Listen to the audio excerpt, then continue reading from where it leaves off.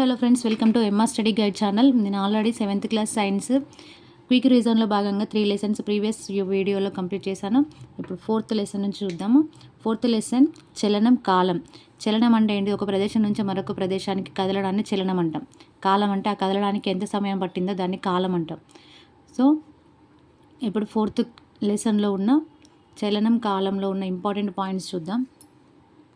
ఒక వస్తువు తన పరిసరాలను బట్టి ఒక నియమిత కాలంలో తన స్థానాన్ని మార్చుకున్నట్లయితే ఆ వస్తువు చలనంలో ఉన్నదని చెప్పవచ్చు. ఒక వస్తువు తన పరిసరాలను బట్టి ఒక నియమిత కాలంలో తన స్థానాన్ని మార్చుకోనట్లయితే ఆ వస్తువు చలనంలో లేదని చెప్తారు. పై విషయాలను బట్టి చెట్టు నిశ్చలంగా ఉందని, కారు చలనంలో ఉందని. యాక్చువల్గా ఇక్కడ ఒక చెట్టు, కారు పిక్చర్ ఉంది. ఇక్కడ ఏది నిశ్చలంగా ఉంది, ఏది చలనంలో ఉందని క్వశ్చన్ అన్నమాట. అంటే చెట్టు ఏమో నిశ్చలంగా ఉంటుంది, కారు మాత్రమే ఇక్కడ వెనకాల ఉంది. అంటే కారు ఇంకా చెట్టును రీచ్ అవ్వలేదు. ఇక్కడ నెక్స్ట్ పిక్చర్లో చూసినట్టయితే చెట్టును దాటి వెళ్ళిపోతుంది. అంటే చెట్టు ఏమో నిశ్చలంగా ఉంది, కారు మాత్రం చలనంలో ఉంది అని అర్థం. నెక్స్ట్ ఇక్కడ చూసుకున్నట్లయితే కారుకు డ్రైవర్కు మధ్య దూరం మార్పు చెందుతుంది. అంటే కారులో కూర్చున్న డ్రైవర్ అదే ప్లేస్లో ఉంటాడు, చలనం మాత్రం డ్రైవర్కి చలనం జరగదు. అంటే కారుకు డ్రైవర్కు మధ్య సంబంధం దూరంలో మార్పు ఉండదు. నెక్స్ట్ కారుకు ఇంటి గేటుకు మధ్య దూరంలో మార్పు చెందుతుంది. So correct. ఎందుకు కరెక్ట్ అంటే కారు గేట్ నుంచి దూరంగా వెళ్ళిపోతుంది, కానీ ఇక్కడ కారులో కూర్చున్న డ్రైవరు కారు నుంచి దూరంగా వెళ్ళట్లేదు, అందుకే ఇక్కడ మార్పు చెందదు అని రాంగ్ పెట్టాను. ఇక్కడ చెందుతుందని ఇచ్చారు కాబట్టి దాన్ని క్రాస్ చేశాను. నెక్స్ట్ ఇక్కడ రైట్. అంటే కారును దాటి, అంటే కారు ఏంటి ఇంటి గేటును దాటి దూరంగా వెళ్తుంది కాబట్టి అది రైట్. నెక్స్ట్ ఇంటి గేటుకు దాని పరిసరాలను బట్టి మార్పు లేదు. ఇంటి గేటుకు దాని పరిసరాలను బట్టి మార్పు ఉంటుందా అంటే గేట్ ఎక్కడికి వెళ్ళట్లే కదా, దాని పరిసరాలతో పాటు అక్కడే ఉంటుంది కదా. ఓన్లీ కారు మాత్రమే గేటును దాటి వెళ్ళిపోతుంది. So correct. నెక్స్ట్ కారుకు దాని పరిసరాలను బట్టి మార్పు లేదు. కారుకు పరిసరాలను బట్టి మార్పు లేదా? లేదు. రాంగ్. ఎందుకంటే కారు పరిసరాలను దాటి వెళ్ళిపోతుంది. నెక్స్ట్ ఇక్కడ చూసుకున్నట్లయితే ఒక వస్తువు ఒకే సమయంలో కొన్ని వస్తువులతో పోల్చినప్పుడు స్థిరంగాను, కొన్ని వస్తువులతో పోల్చినప్పుడు చలనంలోనూ ఉంటుంది. అంటే చలనం అనేది గమనించే వ్యక్తిని బట్టి సాపేక్షంగా ఉంటుంది అని అర్థం. నెక్స్ట్ ఇక్కడ చూసుకున్నట్లయితే ఇక్కడ ఊయల ఉంది. ఊయలలోని బాలిక పీటను బట్టి ఎక్కడ ఉంది? స్థిరంగా ఉంది. అంటే పీట పైన కూర్చొనే ఉంది, స్థిరంగా ఉంది, కదలట్లేదు. అదే తోటను బట్టి బాలిక చలనంలో ఉంది. అంటే తోటను బట్టి బాలిక చలనంలో ఉంది. తోటను బట్టి చూస్తే ముందుకు వెనక్కి వెళ్తుంది కదా బాలిక, అప్పుడు చలనంలో ఉంది, కానీ పీటకు స్థిరంగా ఉంది. నెక్స్ట్ ఇంకొక పిక్చర్, ఇది చూస్తే మీకు క్లియర్గా అర్థమవుతుందని అనుకుంటున్నాను. నెక్స్ట్ సైకిల్ మీద బాలిక రోడ్డును బట్టి డ్యాష్లో ఉంది. సైకిల్ మీద బాలిక, ఇక్కడ సైకిల్ మీద ఉన్న బాలిక రోడ్డుకి ఎలా ఉంది? చలనంలో ఉంది. అంటే రోడ్డుని ఇక్కడ నుంచి ఇక్కడికి దాటుతూ వెళ్తుంది, చలనంలో ఉంది. సైకిల్ను బట్టి బాలిక డ్యాష్లో ఉంది. సైకిల్ని బట్టి సైకిల్ సీటు పైనే కూర్చుంది. సో సైకిల్ని బట్టి బాలిక స్థిరంగా ఉంది. నెక్స్ట్ ఇక్కడ చూసుకున్నట్లయితే ఒక వస్తువు సమాన కాల వ్యవధులలో సమాన దూరాలు ప్రయాణిస్తే అది క్రమచలనంలో ఉందని చెప్పవచ్చు. ఒక వస్తువు సమాన కాల వ్యవధులలో సమాన దూరాలు ప్రయాణించలేకపోతే అది క్రమరహిత చలనంలో ఉందని చెప్పవచ్చు. ఇక్కడ క్రమచలనం, క్రమరహిత చలనం ఒకసారి ఎగ్జాంపుల్ చూస్తే మీకు క్లియర్గా అర్థమవుతుంది. గడియారంలోని ముళ్ళ కదలిక సమచలనమా, క్రమరహిత క్రమచలనమా? గడియారంలోని ముళ్ళ కదలిక ఎప్పుడు ఒకే విధంగా చెల్లిస్తూ ఉంటుంది. సో అది క్రమచలనం. నెక్స్ట్ సమర్థం గల ప్రదేశంలో సైకిల్ తొక్కుతున్న బాలుని చలనం. జనాలు ఎక్కువ ఉన్న ప్లేస్లో సైకిల్ తొక్కుతున్న బాలుడు జనాలు ఎక్కువగా ఉన్నప్పుడు మెల్లగా తొక్కుతాడు, జనాలు లేనప్పుడు కొంచెం స్పీడ్గా తొక్కుతాడు. అంటే అది క్రమరహిత చలనంలో ఉంది. ఇక్కడ ఏంటంటే క్వశ్చన్ క్రమచలనం అయితే రైట్ టిక్ చేయాలి, క్రమరహిత చలనం అయితే క్రాస్ టిక్ చేయాలి అన్నట్టు. సో క్రమరహిత చలనంలో ఉంటాడు కాబట్టి క్రాస్. నెక్స్ట్ ఈగ చలనం ఒకసారి స్పీడ్గా వెళ్తుంది, ఒకసారి స్లోగా వెళ్తుంది. సో ఈగ చలనం కూడా క్రమరహిత చలనం, అంటే క్రమచలనం కాదు. నెక్స్ట్ భూభ్రమణం ఎప్పుడు ఒకే విధంగా అది భ్రమిస్తూ ఉంటుంది. సో అది క్రమచలనం. నెక్స్ట్ ఎయిర్ కూలర్లో పంఖా చలనం ఎలా జరుగుతుంది? పంఖా చలనం మనం ఎక్కువ పెట్టినప్పుడు ఎక్కువ తిరుగుతుంది, తక్కువ పెట్టినప్పుడు తక్కువ తిరుగుతుంది. సో అది క్రమచలనం కాదు. నెక్స్ట్ రైల్వే స్టేషన్లోకి వస్తున్న రైలు. రైల్వే స్టేషన్లోకి వస్తున్న రైలు ఏం చేస్తుంది? ఫస్ట్ స్పీడ్గా వచ్చి తర్వాత మెల్లగా వచ్చి ఆగిపోతుంది. సో అది క్రమచలనం కాదు. నెక్స్ట్ ఎగురుతున్న గాలిపటం. ఎగురుతున్న గాలిపటం ఎలా ఉంటుంది? ఎగురుతున్న గాలిపటం గాలి ఎక్కువ వీస్తే ఎక్కువగా వెళ్ళిపోతుంది, అంటే పైనకి వెళ్ళిపోతుంది. లేదంటే గాలి వీయకపోతే అది కిందకి దారం లూజ్ అయిపోయి కిందకి వచ్చేస్తుంది. సో అది క్రమచలనం కాదు. నెక్స్ట్ ఇక్కడ చలనాలు రకాలు చూసినట్లయితే తిన్నగా వెళ్తుంటే, అంటే ఒక తిన్నని లేదా సీదా రోడ్డు మీద ప్రయాణిస్తున్న కారు తిన్నగా వెళ్తుంది కాబట్టి అది స్థానాంతర చలనం. నెక్స్ట్ సీలింగ్ ఫ్యాన్లో రెక్కల కదలిక. సీలింగ్ ఫ్యాన్ ఎలా తిరుగుతుంది? రొటేట్ అవుతుంది కాబట్టి అది భ్రమణ చలనం. నెక్స్ట్ ఇక్కడ కుట్టు మిషన్ పనిచేస్తున్న సూది ఎలా వెళ్తుంది? పైకి కిందికి పైకి కిందికి పైకి కిందికి వెళ్తుంది కాబట్టి అది డోలనం. డోలనం అంటే ఉయ్యాల ఎలా వెళ్తుంది? ఇలా ఇలా వెళ్తుంది కదా ఉయ్యాల. సో అది మిషన్ కూడా ఇందులో పైకి కిందికి వెళ్తుంది కాబట్టి అది డోలనం. ఇది ఉయ్యాల కూడా డోలనం. నెక్స్ట్ గోడ గడియారంలో లోలకం చలనం. ఇలా వెళ్తుంది కదా లోలకం చలనం కూడా డోలన చలనం. నెక్స్ట్ ఇక్కడ చూసినట్లయితే కారు తిన్నని మార్గంలో ఒకే దిశలో కదులుతుంది. సీలింగ్ ఫ్యాన్ రెక్కలు వర్తులాకారంలో ఒక స్థిరమైన మార్గంలో తిరుగుతున్నాయి. తిరుగుతున్న కుట్టు మిషన్లో సూది పైకి కిందకి ఒక స్థిర బిందువు వద్ద కదులుతూ ఉంటుంది. గోడ గడియారంలోని లోలకం ఒక స్థిర బిందువు ఆధారంగా ముందుకు వెనుకకు చెల్లిస్తుంది. వస్తువులు ప్రయాణిస్తున్న మార్గాన్ని బట్టి చలనాలను 3 రకాలుగా వర్గీకరించవచ్చు. అది స్థానాంతర చలనం, ట్రాన్స్లేటరీ మోషన్. సెకండ్ది భ్రమణ చలనం, రొటేటరీ మోషన్. నెక్స్ట్ డోలన చలనం, ఆసిలేటరీ మోషన్ అని 3 టైప్స్గా మనం డివైడ్ చేయొచ్చు. నెక్స్ట్ ఇక్కడ ఇంపార్టెంట్ చూసుకున్నట్లయితే చలనంలో ఉన్న అణువులన్నీ వస్తువు కదులుతున్న దిశలోనే కదులుతున్నట్లయితే దాన్ని స్థానాంతర చలనం అంటారు, అంటే ట్రాన్స్లేటరీ మోషన్. ఒక వస్తువు కదులుతున్న దిశలోనే దాని లోపల ఉన్న అణువులన్నీ అదే దిశలో కదులుతూ దాన్ని స్థానాంతర చలనం అంటారు. నెక్స్ట్ ఇక్కడ చూసినట్లయితే స్థానాంతర చలనంలో ఉన్న వస్తువు సరళరేఖ మార్గంలో ఉన్నట్లయితే ఆ చలనాన్ని సరళ రేఖీయ చలనం అంటారు. స్థానాంతర చలనంలో ఉన్న వస్తువు వక్రరేఖా మార్గంలో ఉన్నట్లయితే ఆ చలనాన్ని వక్రరేఖా చలనం అంటారు. సో నెక్స్ట్ ఇక్కడ చూసినట్లయితే స్థానాంతర చలనం వక్రరేఖ చలనం ఎలా ఉంటుందో ఒకసారి చూద్దాం. గడియారంలోని సెకండ్ల ముళ్ళు చలనం. ఇక్కడ చూసినట్లయితే సరళరేఖగా ఉంటే ఆర్ అని పెట్టాలి, వక్రరేఖగా ఉంటే సి అని పెట్టాలి, సరళ వక్రరేఖీయ అయితే ఆర్సి 2 పెట్టాలి. గడియారంలోని సెకండ్ల ముళ్ళ చలనం ఎలా ఉంటుంది? గడియారంలోని సెకండ్ల ముళ్ళ చలనం ఎలా ఉంటుంది? ఇలా వస్తుంది కదా. సో అది ఎలా ఉంటుంది? వక్రరేఖగా ఉంటుంది. పట్టాల మీద రైలు చలనం. పట్టాల మీద రైలు చలనం ఎలా ఉంటుంది? పట్టాలపైన రైలు వెళ్తున్నప్పుడు సరళ రేఖగా వెళ్తుంది, మళ్ళీ ఏమైనా మలుపులు వచ్చినప్పుడు ఇలా తిరుగుతుంది. సో ఆర్సి 2 సరళ వక్రరేఖీయాలు. నెక్స్ట్ టేప్ రికార్డర్లోని టేపు చలనం. టేపు చలనం ఎలా ఉంటుంది? ఇలా తిరుగుతుంది కదా టేప్ రికార్డర్, ఇలా ఇలా ఇలా తిరుగుతుంది కదా. సో అది కూడా ఆర్సి. నెక్స్ట్ కారులోని స్పీడోమీటర్ ముళ్ళు చలనం. కారులో స్పీడోమీటర్ ఎలా ఉంటుంది? వక్రరేఖీయం. నెక్స్ట్ కొండ రోడ్డు మీద ప్రయాణిస్తున్న బస్సు చలనం వక్రరేఖీయ, సరళ వక్రరేఖీయ. నెక్స్ట్ పిన్ను బోర్డు మీద గోళీ చలనం సరళ వక్రరేఖీయ. నెక్స్ట్ క్యారం బోర్డు మీద బిళ్ళల చలనం సరళ వక్రరేఖీయ. చెట్టు మీద నుంచి పడుతున్న మామిడికాయ చలనం ఎలా ఉంటుంది? రేఖీయ. డైరెక్ట్ కిందకి పడిపోతుంది, ఇలా పడిపోతుంది కాబట్టి అది రేఖీయ చలనం. నెక్స్ట్ ఇక్కడ చూసుకున్నట్లయితే పంక తిరుగుతున్నప్పుడు రెక్కల మీద ప్రతి బిందువు వలయాకారంలో స్థిరంగా ఉన్న కేంద్రం చుట్టూ చలిస్తూ ఉంటుంది. పంక స్థితిలో మార్పు ఉండదు, కేవలం పంక రెక్కలు మాత్రమే కదులుతున్నాయి. ఈ స్థిర బిందువు గుండా వెళ్ళే ఊహారేఖను భ్రమణ అక్షం అంటారు. ఈ విధమైన చలనాన్ని భ్రమణ చలనం అంటారు.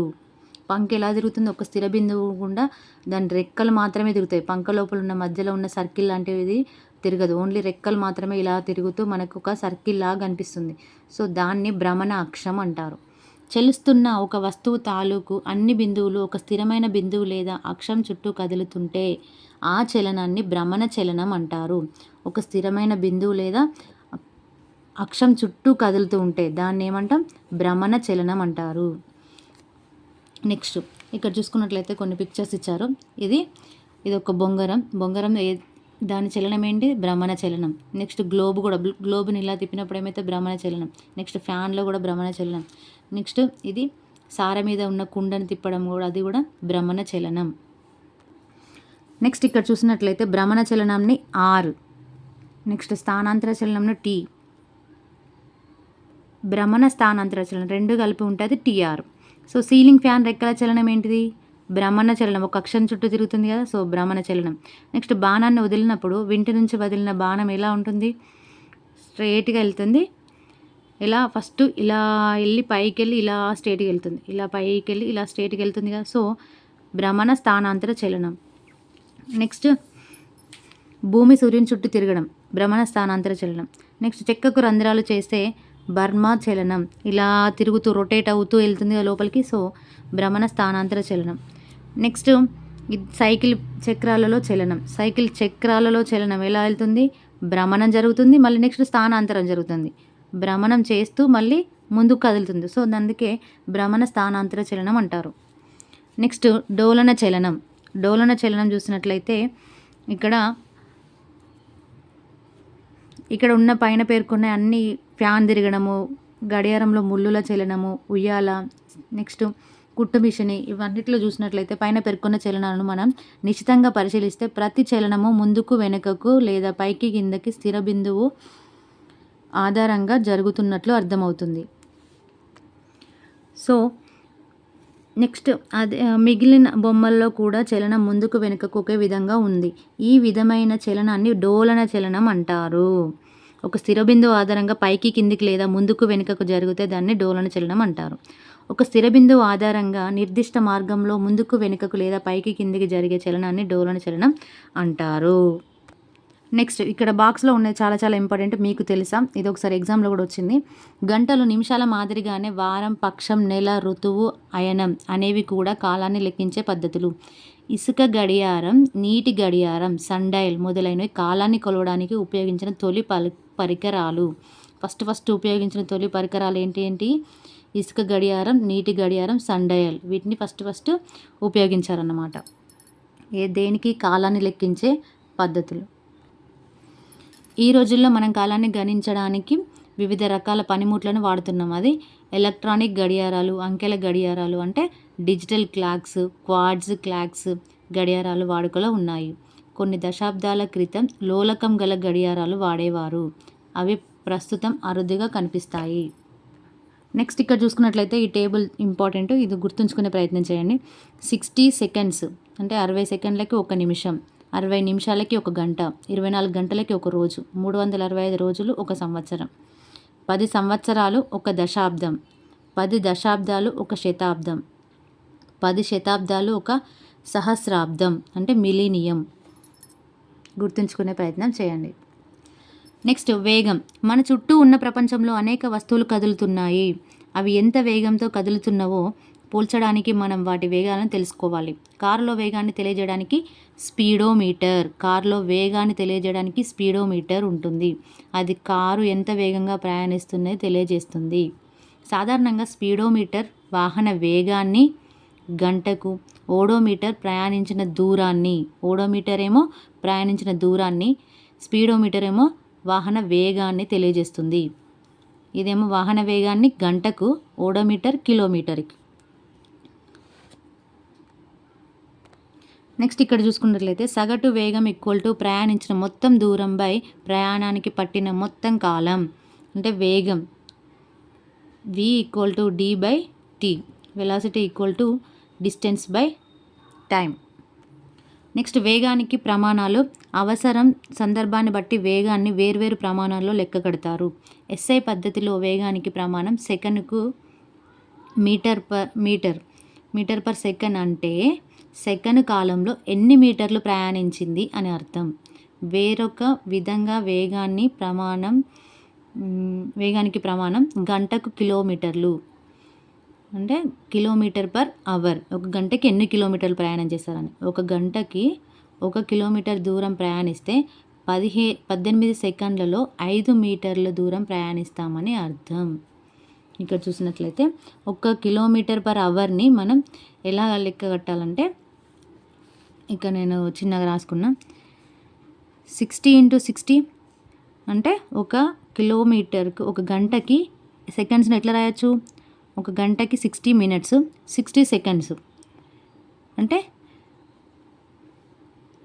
అది కిలోమీటర్లలోకి ఎట్లా కన్వర్ట్ చేయొచ్చు, కిలోమీటర్లను మీటర్లోకి 1000 మీటర్లకి 1 కిలోమీటర్ అంటే ఇక్కడ 18 × 1000/60 × 60 18 సెకండ్స్ అని అడిగారుగా. సో 0 0 క్యాన్సల్ చేస్తే 6 5 6 1 6 6 3 నెక్స్ట్ క్యాన్సలైజేషన్ చేస్తే 5 వస్తుంది. అంటే 5/18 మీటర్ పర్ సెకండ్. 1 కిలోమీటర్ = 1000 మీటర్లు. 1 గంట = 3600 సెకండ్లు. 1 kilometre per hour = 1000 metre per 3600 seconds. Next 5/18 metre per seconds. Next ఇక్కడ చూసుకున్నట్లయితే అభ్యాసాన్ని మెరుగుపరుచుకుందాం.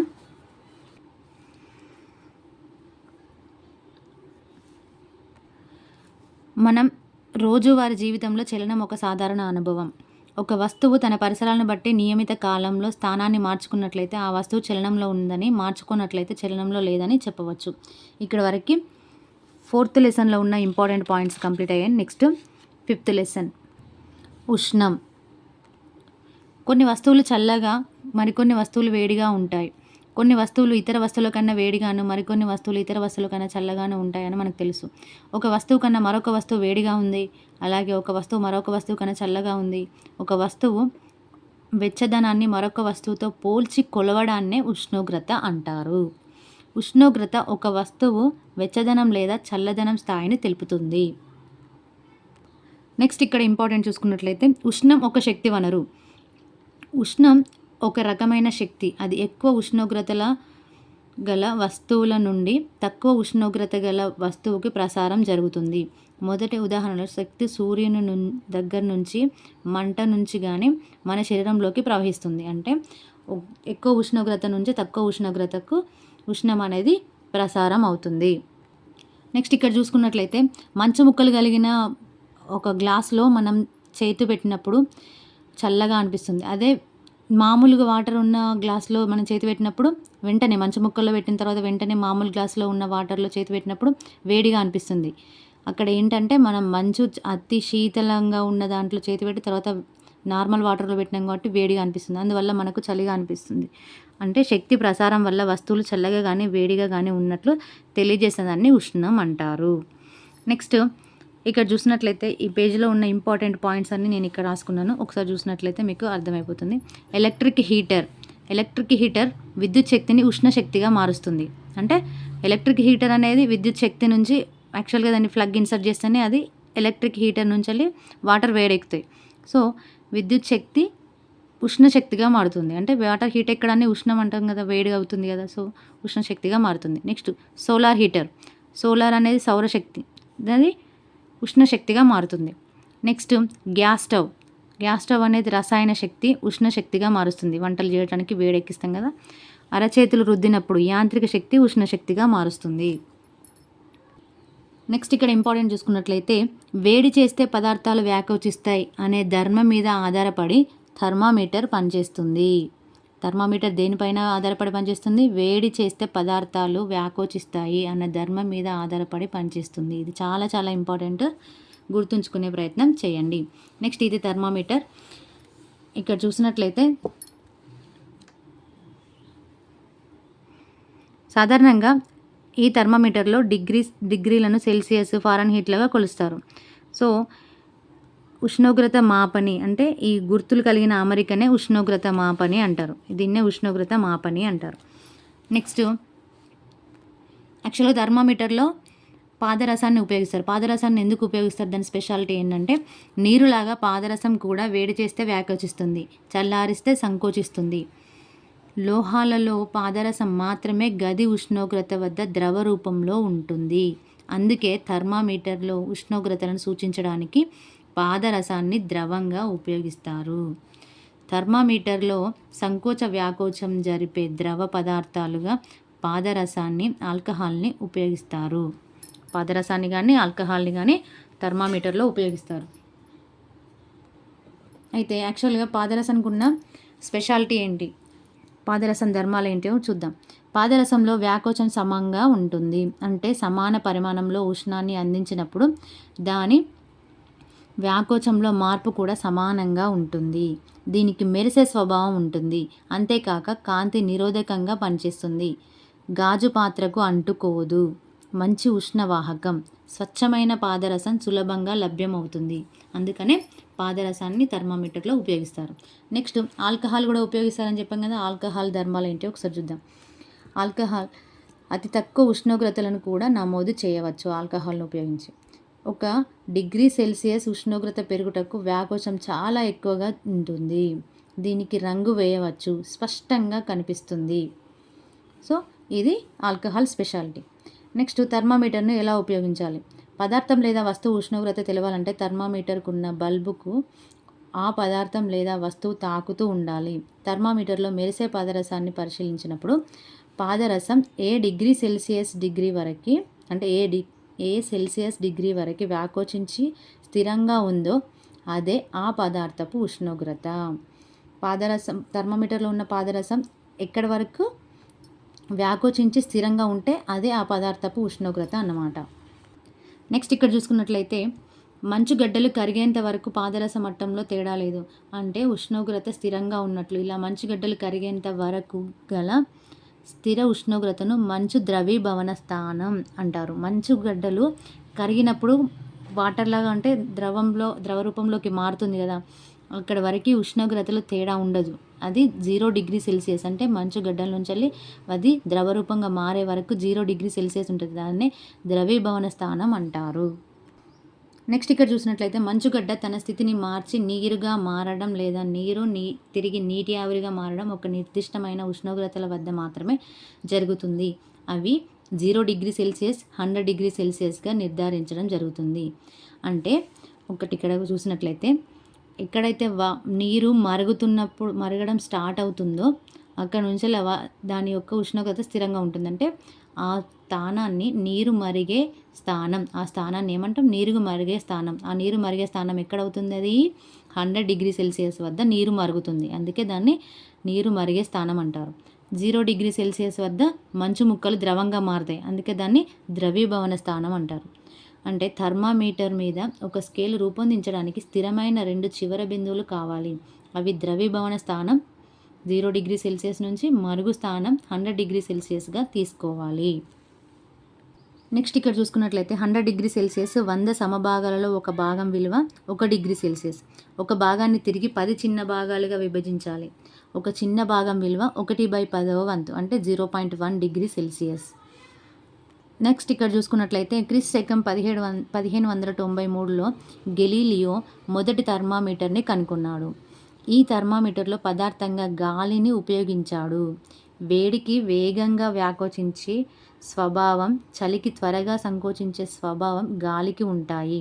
ఉష్ణోగ్రత మార్పులను బట్టి సమవ్యాకోచం, సంకోచం కలిగిన పదార్థాలను థర్మామీటర్లో ఉపయోగించడం మొదలుపెట్టారు.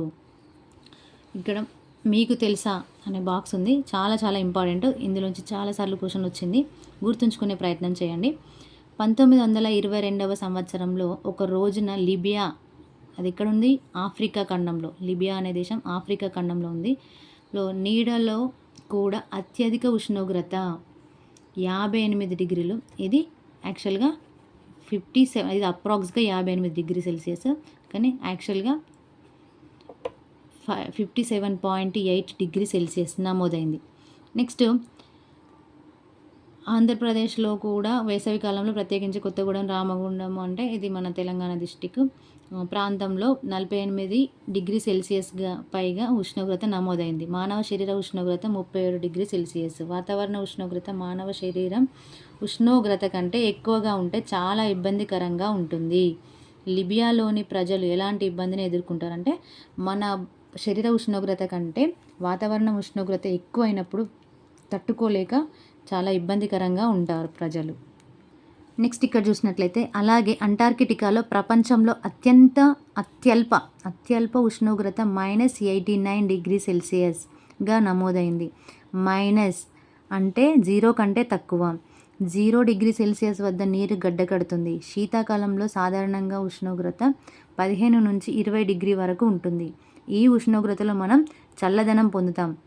-89 డిగ్రీ సెల్సియస్ ఉష్ణోగ్రత ఉంటే ఎలా ఉంటుంది? ఇది ఇక్కడ ఇంపార్టెంట్ క్వశ్చన్ ఏమొచ్చిందంటే, అత్యధిక ఉష్ణోగ్రత ఆఫ్రికా ఖండంలోని లిబియా దేశంలో 57.8 డిగ్రీ సెల్సియస్. అదే అంటార్కిటికాలోని ఓస్టాక్లో -89.2 డిగ్రీ సెల్సియస్ -89.2 డిగ్రీ సెల్సియస్ ఉంది. ఇది ఇంపార్టెంట్, ఈ క్వశ్చన్ వచ్చింది ఎగ్జామ్లో. నెక్స్ట్ ఇక్కడ చూసినట్లయితే డాక్టర్ థర్మామీటర్ను ఉపయోగించి మన శరీర ఉష్ణోగ్రతను తెలుసుకుంటారు. శరీర ఉష్ణోగ్రత తెలుసుకోవడానికి ఉపయోగించే థర్మామీటర్ను జ్వరమానిని అంటారు. నెక్స్ట్ జ్వరమానినిపై 2 రకాల స్కేళ్లను గుర్తించడం జరిగింది. ఒక స్కేలు 35 డిగ్రీల నుంచి ప్రారంభమై 45 డిగ్రీల వరకు ఉంది. ఇది సెల్సియస్ స్కేలు. మరొక స్కేల్ రీడింగ్ 95 డిగ్రీల నుంచి ప్రారంభమై 110 డిగ్రీల వరకు ఉంటుంది. ఇది ఫారెన్హీట్ స్కేలు. నెక్స్ట్ ఇక్కడ చూసినట్లయితే ఫారెన్హీట్ స్కేల్లో 35 డిగ్రీ ఫారెన్హీట్ నుంచి 108 డిగ్రీ ఫారెన్హీట్ వరకు గుర్తులు పెట్టి ఉంటాయి. వీటిలో ఏవైనా 2 సంఖ్యల మధ్య ఎన్ని విభాగాలు నమోదై ఉంటాయంటే 2 సంఖ్యల మధ్య 5 విభాగాలుగా ఉంటాయి. ఒక చిన్న విభాగం విలువ 1/5 అంటే ఈక్వల్ టు 0.2 డిగ్రీ ఫారెన్హీట్. ఒక చిన్న విభాగం విలువ 0.2 డిగ్రీ ఫారెన్హీట్. నెక్స్ట్ ఇక్కడ చూసినట్లయితే థర్మామీటర్ను ఉపయోగించే ముందు యాంటీసెప్టిక్ ద్రావణంలో శుభ్రం చేయాలి. గట్టిగా చేత్తో పట్టుకొని విధించాలి. ఇలా విధించడం వల్ల పాదరస మట్టం కిందకు వస్తుంది. 35 డిగ్రీ సెల్సియస్ లేదా 95 డిగ్రీ ఫారెన్హీట్ కంటే కిందకి పాదరస మట్టం వచ్చేలా చూడాలి. నెక్స్ట్ ఇక్కడ చూసుకున్నట్లయితే చాలా ఇంపార్టెంట్. ఇది ఇదివరకు క్వశ్చన్లో ఎగ్జామ్లో కూడా వచ్చింది. ఇది పసిపిల్లల శరీర ఉష్ణోగ్రతను థర్మామీటర్ ఉపయోగించి కనుక్కోవాలి. నెక్స్ట్ మానవుని సాధారణ శరీర ఉష్ణోగ్రత 37 డిగ్రీ సెల్సియస్ లేదా 98.4 డిగ్రీ ఫారెన్హీట్. నెక్స్ట్ పాదరసం ఉపయోగించని థర్మామీటర్ డిజిటల్ థర్మామీటర్. ఇందులో ఉపయోగించాం పాదరసాన్ని, డిజిటల్ థర్మామీటర్లో ఉపయోగించాం. పదార్థాల ఉష్ణోగ్రతను తెలుసుకోవడానికి ప్రయోగశాల థర్మామీటర్ని వాడాలి. జ్వరమానిని లేదా థర్మామీటర్ శరీర ఉష్ణోగ్రతలు కొలవడానికి మాత్రమే యూజ్ చేస్తాం. థర్మిస్టర్ థర్మామీటర్ని క్లినికల్ థర్మామీటర్ అంటాం. అంటే దీన్ని దేనికి యూజ్ చేస్తాం? జ్వరమానిని పిల్లలకు, చిన్నపిల్లల శరీర ఉష్ణోగ్రతను తెలుసుకోవడానికి థర్మిస్టర్ థర్మామీటర్ని యూజ్ చేస్తాం. జ్వరమానిని శరీర ఉష్ణోగ్రతను కొలవడానికి, పదార్థాల ఉష్ణోగ్రతను కొలవడానికి ప్రయోగశాల థర్మామీటర్. పాదరసం ఉపయోగించిన థర్మామీటర్ ఏంటంటే డిజిటల్ థర్మామీటర్. గుర్తుంచుకునే ప్రయత్నం చేయండి. నెక్స్ట్ ఇక్కడ చూసినట్లయితే మన పరిసరాల ఉష్ణోగ్రతలను కొలవడానికి మనం థర్మామీటర్లను ఉపయోగిస్తాం. 6 గరిష్ట కనిష్ట ఉష్ణమాపకాన్ని ఉపయోగించి పరిసరాల ఉష్ణోగ్రతను కొలుస్తారు. శరీర ఉష్ణోగ్రతలను కొలవడానికి ఒక రకమైన థర్మామీటర్లను ప్రయోగశాలల్లో ఉపయోగించడానికి మరొక రకమైన థర్మామీటర్లను ఉపయోగిస్తారు. థర్మామీటర్లు ఉపయోగించేటప్పుడు జాగ్రత్తగా ఉండడం అవసరం. ఖచ్చితమైన కొలతలు నమోదు చేయడం కూడా అవసరం. నెక్స్ట్ ఇక్కడ టెక్స్ట్ బుక్లో కొన్ని బిట్స్ ఇచ్చారు. ఇది ఒకసారి చూసే ప్రయత్నం చేద్దాం. డాక్టర్ డాష్ మానవుని శరీర ఉష్ణోగ్రతను కొలవడానికి ఉపయోగిస్తారు. థర్మామీటర్ లేదా జ్వరమానిని. గది ఉష్ణోగ్రత వద్ద మెర్క్యూరీ డాష్ స్థితిలో ఉంటుంది. మెర్క్యూరీ అంటే పాదరసం ఏ స్థితిలో ఉంటుంది? ద్రవ స్థితిలో ఉంటుంది.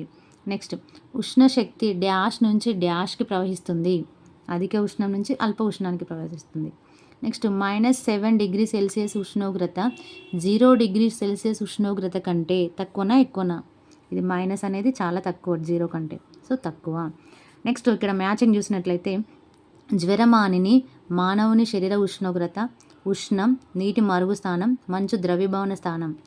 ఇటు సైడ్ చూసినట్లయితే ఒక శక్తి స్వరూపం 100 degree Celsius, 37 degree Celsius, 0 degree Celsius ఉష్ణమాపకం. సో జ్వరమానిని ఏంటిది? ఒక ఉష్ణమాపకం. మానవుని శరీర ఉష్ణోగ్రత ఏంటి? 37 డిగ్రీ సెల్సియస్. ఉష్ణం ఒక శక్తి స్వరూపం. నీటి మరుగు స్థానం ఎంత? 100 డిగ్రీ సెల్సియస్. మంచు ద్రవీభవన స్థానం ఎంత? 0 డిగ్రీ సెల్సియస్. ఇక్కడ వరకు 5th లెసన్లో ఉన్న ఇంపార్టెంట్ పాయింట్స్ కంప్లీట్ అయ్యాయి. నెక్స్ట్ 6th లెసన్ వాతావరణం శీతోష్ణ స్థితి. ఇందులో ఉన్న ఇంపార్టెంట్ పాయింట్స్ చూసినట్లయితే 2008 సంవత్సరంలో అండమాన్ నికోబార్ ద్వీపంలో సంభవించిన సునామీ సందర్భంగా చాలామంది మరణించారు. కానీ అక్కడక్కడ ఉన్న గిరిజనులు సముద్రం వెనుకకు పోవడం, పక్షులు విచిత్రంగా శబ్దాలు చేయడం చూసి అపాయం నుంచి తప్పించుకోగలిగారు, ప్రాణాన్ని కాపాడుకోగలిగారు. నెక్స్ట్ ఇక్కడ చూసినట్లయితే భవిష్యత్తులో వాతావరణంలో జరిగే మార్పును తెలియజేసే నివేదికను వెదర్ ఫోర్కాస్ట్ అంటారు. అంటే భవిష్యత్తులో జరిగే మార్పును తెలియజేసేదాన్ని వెదర్ ఫోర్కాస్ట్ అంటారు. గతంలో జరిగే వాతావరణ వివరాలను తెలియజేసే నివేదికను వెదర్ రిపోర్ట్ అంటారు. ఇది గుర్తుంచుకునే ప్రయత్నం చేయండి, చాలా చాలా ఇంపార్టెంట్, చాలాసార్లు ఎగ్జామ్లో వచ్చింది. భవిష్యత్తులో జరిగేదాన్ని వెదర్ ఫోర్కాస్ట్ అంటారు. వెదర్ సేమ్ ఉంది, బట్ ఫోర్కాస్ట్ అనేది భవిష్యత్తులో జరిగేది. నెక్స్ట్ గతంలో జరిగింది రిపోర్టు. గతంలో జరిగిందనే కదా మనం రిపోర్ట్ చేస్తాం, ఇది గుర్తుంచుకునే ప్రయత్నం చేయండి. నెక్స్ట్ ఒక ప్రదేశంలోని వాతావరణం ఎల్లప్పుడూ మార్పు చెందుతూ ఉంటుంది. అందువల్లనే ఈరోజు వాతావరణం ఎండగా ఉందని, చల్లగా ఉందని తరచూ మాట్లాడుకుంటాం. ఎండాకాలంలో ఉదయం సాయంత్రం వేళలో చల్లగా హాయిగా ఉంటుంది, కానీ మధ్యాహ్న సమయంలో వేడిగా ఉంటుంది. ఇలా ఒక ప్రాంతంలోని ఎండగా ఉందని మరొక ప్రాంతంలో చల్లగా ఉందని ఎలా పోలుస్తాం? ఒక రోజులో అత్యంత వేడిగా ఉండే సమయాన్ని ఎలా కనుక్కుంటామంటే ఉష్ణమాపకాన్ని ఉపయోగించి కనుక్కుంటాం. ఇది ఉష్ణమాపకం. ఒక ప్రదేశం చల్లగా ఉందా వేడిగా ఉందా కనుక్కోవడానికి ఈ ఉష్ణమాపకాన్ని వాడతారు.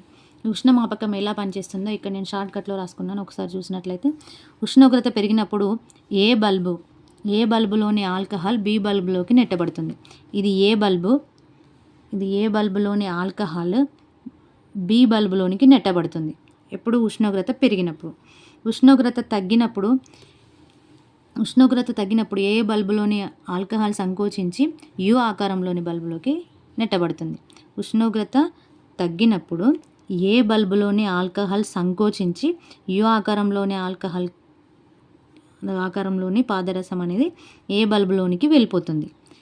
సో ఇక్కడ చూసినట్లయితే 6 అనే శాస్త్రవేత్త గరిష్ట కనిష్ట థర్మామీటర్ కనుక్కున్నాడు. దీన్ని ఉపయోగించి ఒక ప్రాంతంలో గరిష్ట కనిష్ట ఉష్ణోగ్రతలను కొలవవచ్చు. నెక్స్ట్ ఇక్కడ చూసినట్లయితే వర్షం పడిన తర్వాత నేలలోని తడి ఆధారంగా రైతులు వర్షపాతాన్ని లెక్కగడతారు. రైతులు వర్షాన్ని పదునులలో కొలుస్తారు. ఎంత వర్షం కురిస్తే దున్నడం వంటి వ్యవసాయ పనులు ప్రారంభించవచ్చో వాళ్ళు తేలికగా చెప్పగలుగుతారు. అయితే వర్షపాతాన్ని కొలవడానికి ఈ పద్ధతి ఖచ్చితమైనది కాదు. వర్షపాతాన్ని కొలవడానికి ఇట్లా పదును చూసే పద్ధతి అనేది ఖచ్చితమైనది కాదు. సో దేన్ని ఉపయోగించాలి మరి అంటే వాతావరణ శాఖ వారు రెయిన్ గేజ్ను ఉపయోగించి వర్షపాతాన్ని కొలుస్తారు. దీన్ని యూడోమీటర్ లేదా పల్వనోమీటర్ లేదా ఆంథ్రోమీటర్ అని కూడా అంటారు. వీటి ద్వారా వర్షపాతాన్ని ఖచ్చితంగా కొలవవచ్చు. వర్షపాతాన్ని సెంటీమీటర్లలో కానీ మిల్లీమీటర్లలో కానీ తెలియజేస్తారు. సో ఇక్కడ చూసినట్లయితే ఎండాకాలంలో ఉదయం సాయంత్రం పూట సంతోషంగా ఉంటుంది. ఆ సమయంలో చల్లటి గాలులు సున్నితంగా మనని తాకుతుంటాయి. మన చుట్టూ గాలి ఉందని మనకు తెలుస్తుంది. వీచే గాలినే పవనం అంటారు. వీచే గాలిని ఏమంటాం? పవనం అంటారు. నెక్స్ట్ అనిమోమీటర్ ద్వారా పవన వేగాన్ని దిశను కొలుస్తారు. ఇది అనిమోమీటర్. నెక్స్ట్ ఇక్కడ చూసినట్లయితే వర్షపాతాన్ని కొలిచే పరికరాన్ని పల్వనోమీటర్, యూడోమీటర్, రెయిన్ గేజ్, ఆంథ్రోమీటర్ అంటారు. పవన వేగాన్ని కొలిచే పరికరాన్ని అనిమోమీటర్ అంటారు. ఇది గుర్తుంచుకునే ప్రయత్నం చేయండి. ఇది వర్షపాతాన్ని కొలిచే పరికరాలు, పవన వేగాన్ని కొలిచే పరికరమేమో అనిమోమీటర్. నెక్స్ట్ ఇక్కడ చూసినట్లయితే ఆర్ద్రత చాలా చాలా ఇంపార్టెంట్. ఆర్ద్రత అంటే తేమ, హ్యూమిడిటీ అంటారు ఇంగ్లీష్లో. ఎండాకాలంలో హైదరాబాద్ కంటే విజయవాడలో ఎక్కువ చెమట పడుతుంది. హైదరాబాద్లో ఎండ ఎక్కువగా ఉన్నప్పటికీ చెమట ఎక్కువ పట్టదు. ఎందుకంటే నదీ పరివాహక ప్రాంతాలలో, సముద్ర తీరాలలో ఎండాకాలంలో ఎక్కువ చెమట పడుతుంది. ఎండాకాలంలో మీరు సముద్ర తీర ప్రాంతంలో ఉన్నట్లయితే వేడి గాలులతో పాటు చెమట పడుతున్నట్లు గుర్తిస్తారు. హైదరాబాద్ కంటే విజయవాడలో ఎక్కువ గాలిలో తేమ, ఆర్ద్రత ఉంటుంది. ఎందుకంటే సముద్రం తీర ప్రాంతాల్లో ఎండలు ఎక్కువ ఉన్నప్పుడు సముద్రం నుంచి నీరు అనేది బాష్పీభవనం చెంది వాతావరణం కలిసిపోతుంది. అంటే వాతావరణంలో ఉన్న గాలి అంతా తేమతో కూడి ఉంటుంది. అప్పుడు మనకి ఎక్కువ ఉక్కపోతగా అనిపిస్తుంది. అందుకే హైదరాబాద్ కంటే విజయవాడలోనే ఎక్కువ ఆర్ద్రత ఉంటుంది. నెక్స్ట్ ఇంకా క్లియర్గా అర్థం కావడానికి, నీటిని వేడి చేసినప్పుడు అది ఆవిరిగా మారుతుంది, ఆవిరి గాల్లో చేరుతుంది. అదేవిధంగా సముద్రపు నీరు ఎండకు ఆవిరిగా మారుతుంది. గాల్లోని తేమ శాతాన్ని ఆర్ద్రత అంటారు. గాల్లోని తేమ శాతాన్ని ఏమంటాం? ఆర్ద్రత అంటాం. మనకు చెమటలు పట్టినట్లు అనిపిస్తుంది. ఆవిరిని గురించిన మరిన్ని విషయాలు ఇది ఒక పై తరగతులు నేర్చుకోవాలనిచ్చిండు. కానీ ఇక్కడ ఏమవుతుందంటే ఆర్ద్రత నీ బాష్పీభవనం చెందడం వల్ల తేమ అనేది ఎక్కువైపోయి మనకి ఉక్కపోతగా అనిపిస్తుంది. నెక్స్ట్ ఇక్కడ చూసినట్లయితే ఒక ఏడాదిలో వాతావరణపు మార్పులు ఒకదాని తర్వాత ఒకటి చక్రీయంగా జరుగుతుంటాయా? ఇదొక కృత్యం. భూమధ్య రేఖా ప్రాంతం ఎక్కువగా వేడిగా ఉంటుందని, ధృవాలు చాలా చల్లగా ఉంటాయని మనకు తెలుసు. ఒక ప్రాంతం చల్లగానో వేడిగానో ఉందని ఎలా చెప్పగలుగుతాం మనం? అంటే అక్కడ ఉన్న ఉష్ణోగ్రతను బట్టి చెప్పగలుగుతాం. నెక్స్ట్, ప్రతి సంవత్సరం ఒక ప్రాంతంలో ఒకే వాతావరణం ఒకే సమయంలో ఒకే విధంగా ఉండటాన్ని ఆ ప్రాంతపు శీతోష్ణ స్థితి అంటారు. నెక్స్ట్ ఇక్కడ చూసినట్లయితే ఒక ప్రాంతంలో యాక్చువల్గా శీతోష్ణ స్థితి అంటే ఏమిటి? ఒక ప్రాంతంలో దీర్ఘకాలం పాటు అంటే దాదాపు 25 సంవత్సరాలు ఉండే వాతావరణ క్రమాన్ని ఆ ప్రాంతపు శీతోష్ణ స్థితి అంటారు. 25 సంవత్సరాల కాలం ఒక ప్రాంతంలో ఒకే రకమైన ఉష్ణోగ్రత, వర్షపాతం, ఆర్ద్రత, గాలి వేగం కొనసాగినట్లయితే అది ఆ ప్రాంతపు శీతోష్ణ స్థితిని సూచిస్తుంది. సో ఇక్కడ చూసుకున్నట్లయితే రాష్ట్రం కేరళలో చాలా చల్లగా ఉంటుంది. నెక్స్ట్ ఆంధ్రప్రదేశ్ వేడిగా ఉంటుంది, రాజస్థాన్ వేడిగా ఉంటుంది, జమ్మూ కాశ్మీర్ చల్లగా ఉంటుంది, పశ్చిమ బెంగాల్ చల్లగా ఉంటుంది. నెక్స్ట్ ఇక్కడ ఇది చాలా చాలా ఇంపార్టెంట్, డిఎస్సి 2024లో వచ్చింది. దేశ శీతోష్ణ స్థితిని ఎవరు అధ్యయనం చేస్తారంటే ఇండియన్ మెటరోలాజికల్ డిపార్ట్మెంట్ అధ్యయనం చేస్తుంది. దేశ శీతోష్ణ స్థితిని ఇండియన్ మెటరోలాజికల్ డిపార్ట్మెంట్ అధ్యయనం చేస్తుంది. నెక్స్ట్ ఇక్కడ చూసుకున్నట్లయితే వాతావరణం మన జీవితాన్ని ప్రభావితం చేస్తుంది. ఒక ప్రాంతంలోని ఎండ, చలి, గాలి, వర్షం మొదలైన అంశాలు ఆ ప్రాంతపు వాతావరణాన్ని వివరిస్తాయి. గరిష్ట కనిష్ట ఉష్ణమాపకం ద్వారా ఒకరోజు అత్యధిక అత్యల్ప ఉష్ణోగ్రతలను తెలుసుకోవచ్చు. గాలిలోని తేమ శాతాన్ని ఆర్ద్రత అంటారు. ఒక ప్రాంతంలోని వర్షపాతాన్ని మిల్లీమీటర్ లేదా సెంటీమీటర్లలో రెయిన్ గేజ్ ద్వారా కొలుస్తారు. 25 సంవత్సరాల పాటు వాతావరణాన్ని పరిశీలించి ఒక ప్రాంతపు శీతోష్ణ స్థితిని నిర్ధారిస్తారు. శీతోష్ణ స్థితికి అనుగుణంగా మార్పులు చేసుకున్నప్పుడే మనం జీవించగలుగుతాము. సో ఇక్కడ వరకు 6th లెసన్లో ఉన్న ఇంపార్టెంట్ పాయింట్స్ కంప్లీట్ అయ్యాయి. నెక్స్ట్ 7th లెసన్ నుంచి నేను ఇంకో వీడియోలో కంటిన్యూ చేస్తాను. వీడియో లెంతీ అవడం వల్ల ఇక్కడితో ఆపేస్తున్నాను. మీకు కనుక వీడియోస్ నచ్చినట్లయితే లైక్ చేయండి, షేర్ చేయండి, సబ్స్క్రైబ్ చేయండి. ఇలాంటి మరిన్ని వీడియోస్ కోసం ఆల్ నోటిఫికేషన్ బెల్ ఐకాన్ని క్లిక్ చేయండి. నెక్స్ట్ రిమైనింగ్ లెసన్స్ నెక్స్ట్ వీడియోస్లో నేను కంటిన్యూ చేస్తాను. Thank you for watching.